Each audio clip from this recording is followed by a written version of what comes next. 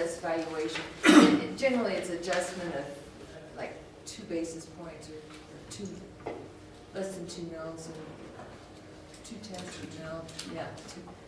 So It's basically, you're working on the first criteria, and then if something comes up better, then you go to the second. Right, if we That need new to, appraisal right. helps out. And this is pretty standard. Make a motion to adopt resolution 2011-08, resolution to set no levies. So second that. All in favor? Aye. Aye. Aye. Aye. No. Okay, moving on to resolution 2011-09, resolution to adopt fees and charges.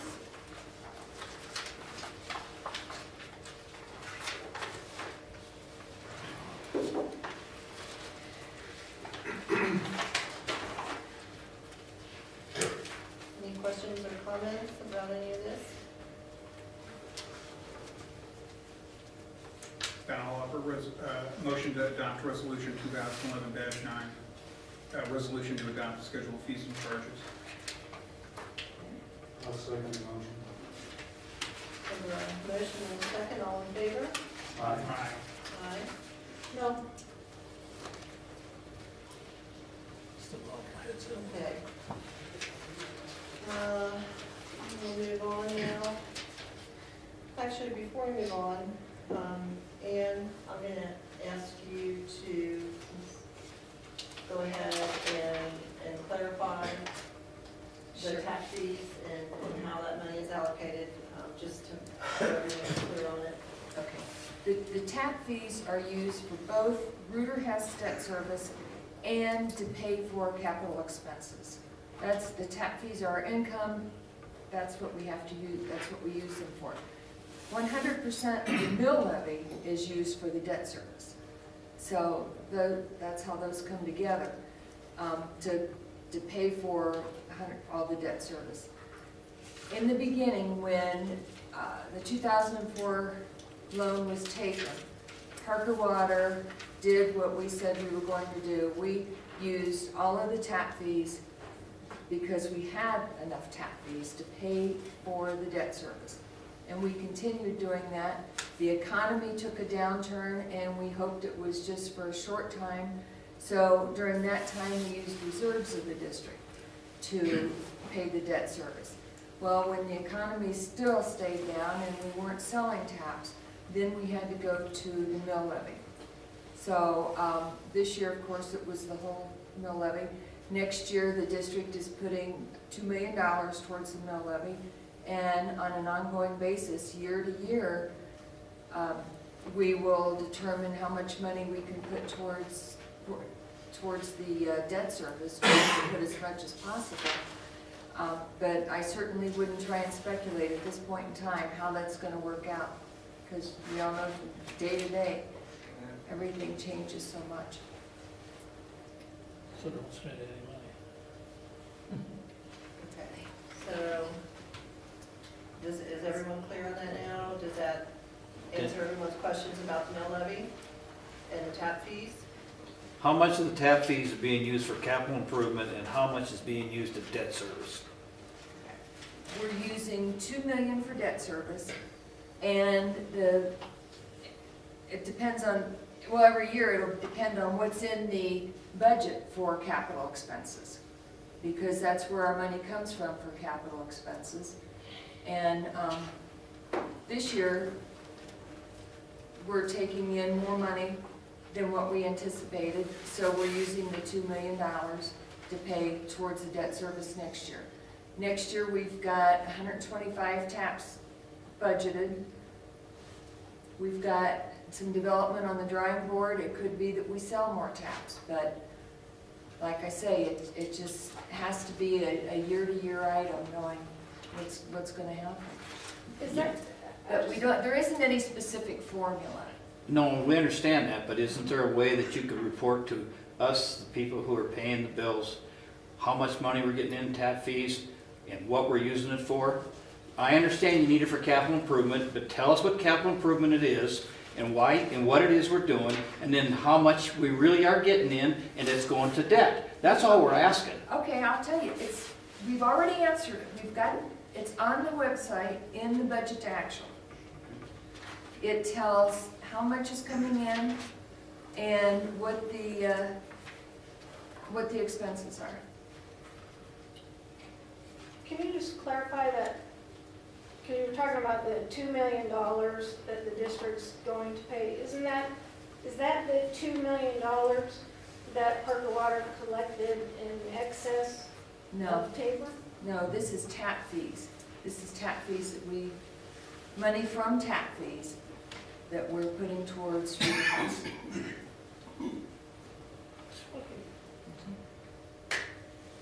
The mill levy was reduced this year. There's temporary mill levy reduction because of the, excuse me, overcollection on the Tabor issue. All right, so just want to make sure everyone understands that, because it seems to be a recurring question at our meetings about where the tap fee's going. So I asked Dan to please be a little bit more specific tonight, so we would all be on the same page. It was a recurring question because we were getting different answers. This is the first time where it's been fully clarified. Well, that's why I wanted Ian to address it tonight, because I have a little different misunderstanding in my mind about what's being allocated. All right, now we're going on to resolution 2011-10, resolution for procedure for contract and change orders. Yeah, well, this was addressed at the last board meeting. Basically, which is going to be the procedure by which contracts are presented to the board. Certain contracts which are required to be presented to the board pursuant to the contracting policy. Now, the last board meeting, the only change we made from the discussion last board meeting was to add a subsection C, which clarifies that it's not going to be read twice because we need to have a quicker turnaround than 2 readings would allow. So other than that, it's exactly like it was at the last board meeting. So has everyone read this? Do you have any questions or for Jeff?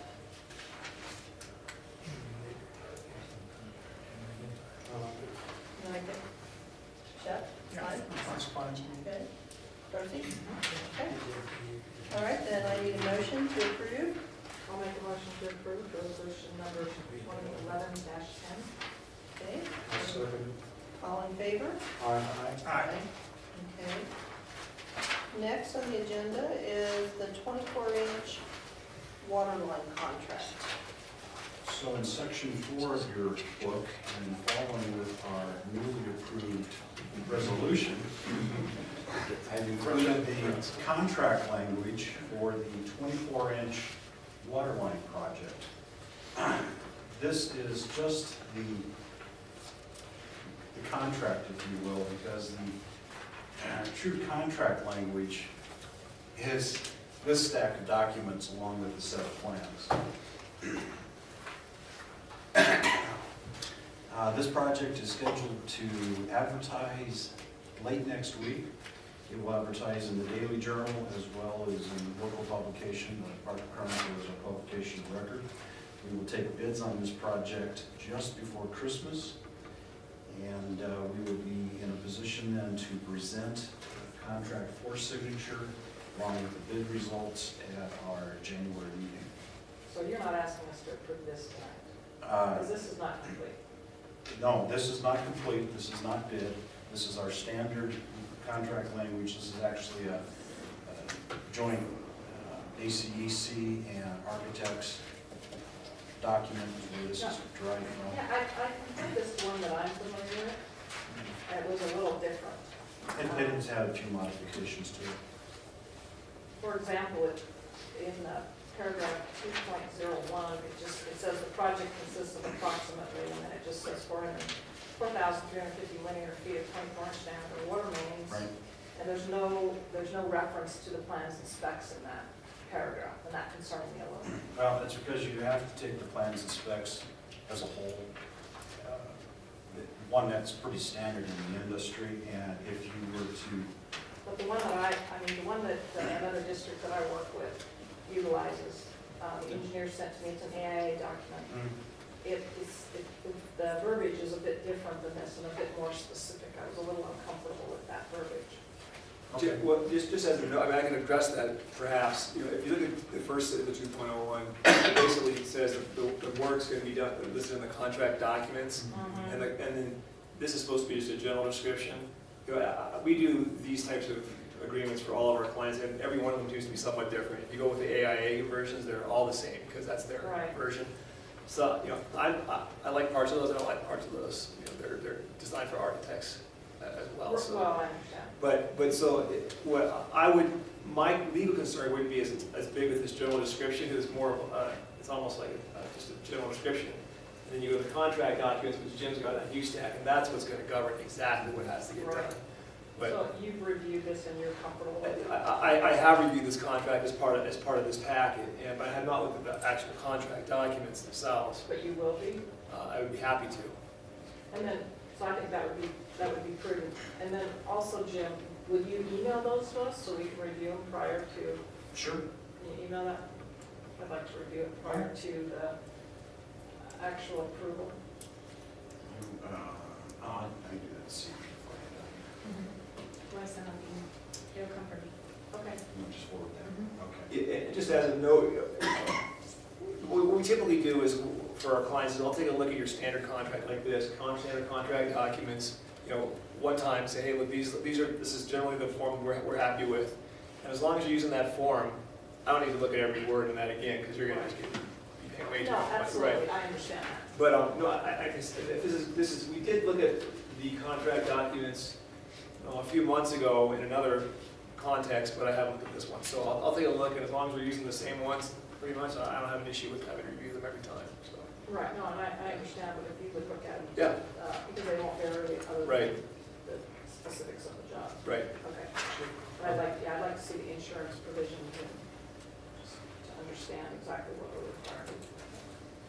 Let's say, when we send out RFI, it uses the same under contract documents when we send out RFIs. And so we got a whole list of contract documents included, Right, which is your plans and specs and all that. right, That's what I've written down. okay.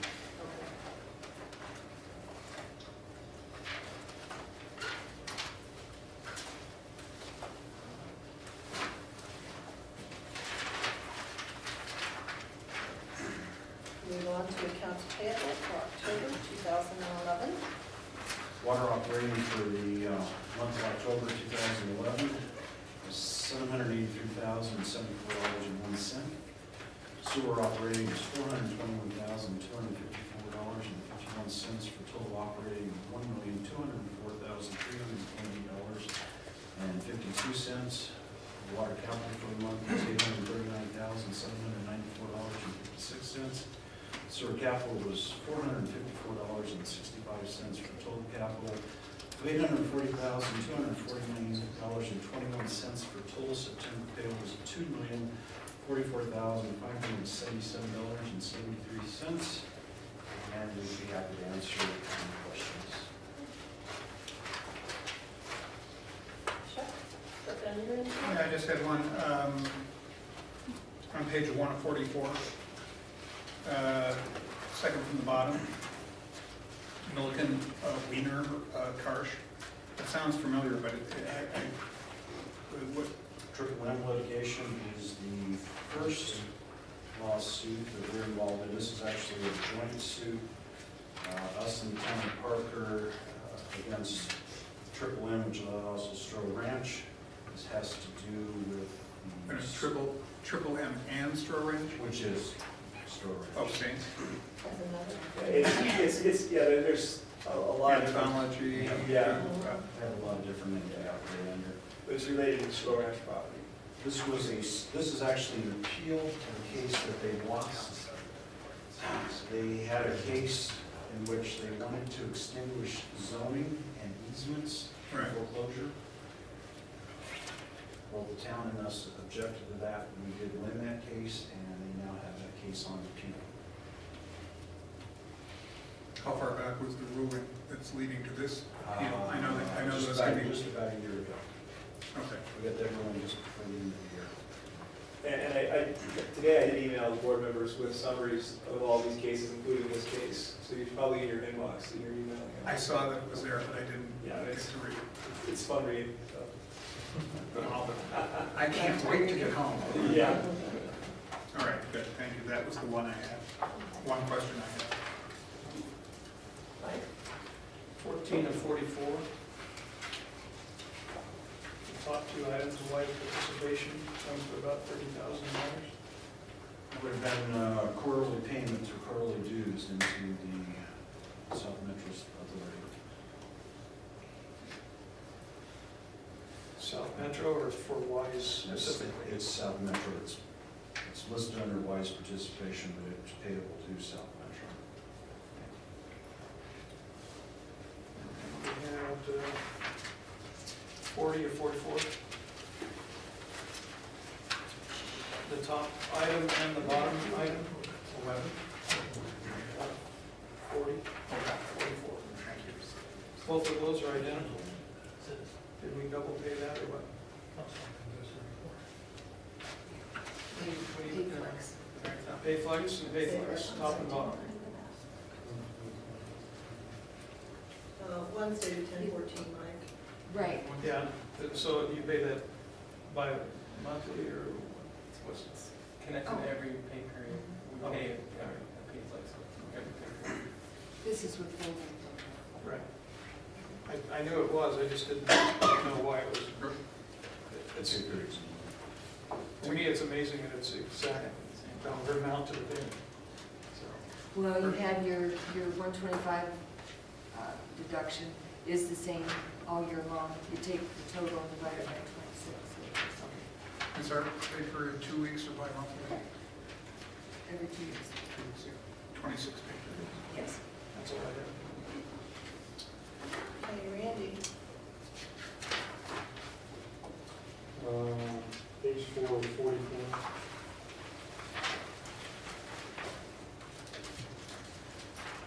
And the Fred Fryer seminars, I was just curious on what the topics are.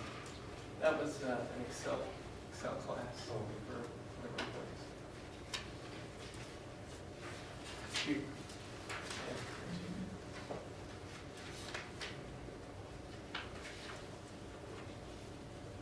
And then 38 or 44. The Weaver General Construction, James, the Cherry Creek Pump Station, that happened to stay over there. I'm sorry, Randy, would you please say again which one we're looking at? Third, Weaver General Construction, at the very bottom, Oh. page 38. Got it. It's continued startup and testing Okay. and some minor items.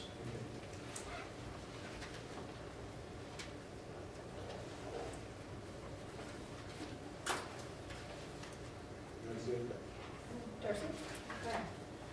So, page 2 of 44, community media, is that the publishing of the budget?